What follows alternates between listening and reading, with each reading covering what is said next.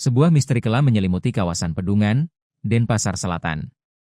Rabu malam, 15 Juli 2026, aroma menyengat dari sebuah kamar kos mengungkap sebuah tragedi memilukan.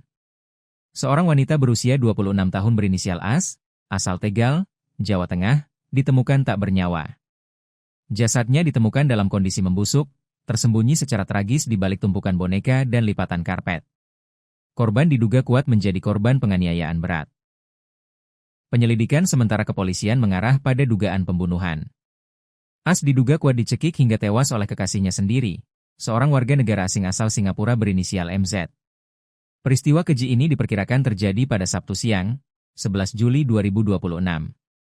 Usai melakukan aksinya, MZ diduga meninggalkan korban begitu saja di dalam kamar yang terkunci, hingga jasadnya mulai membusuk selama berhari-hari. Tabir gelap ini mulai terkuak saat adik kandung korban, RAS, mendatangi kos kakaknya sekitar jam 7 malam karena cemas telepon seluler korban terus-menerus tidak aktif. Sejak menginjakkan kaki di pagar kos, bau menyengat sudah tercium. Kecurigaan semakin memuncak saat RAS masuk ke dalam kamar.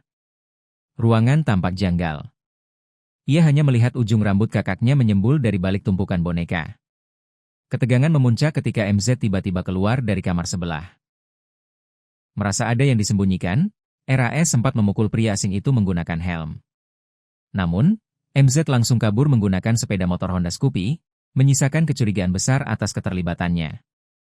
Petugas Polsek Denpasar Selatan yang tiba di lokasi segera melakukan olah TKP. Korban ditemukan dalam posisi tengkurap di lantai, mengenakan baju warna gelap. Kanit Reskrim Polsek Denpasar Selatan, Ibtu Azel Arisandi, mengonfirmasi bahwa seluruh tubuh korban sengaja ditimbun boneka dan karpet untuk menyembunyikan jasad. Karena kondisi jenazah yang sudah mengalami pembusukan lanjut dan kulit ari yang mengelupas, tanda-tanda kekerasan secara kasat mata belum bisa diidentifikasi sepenuhnya di lokasi kejadian.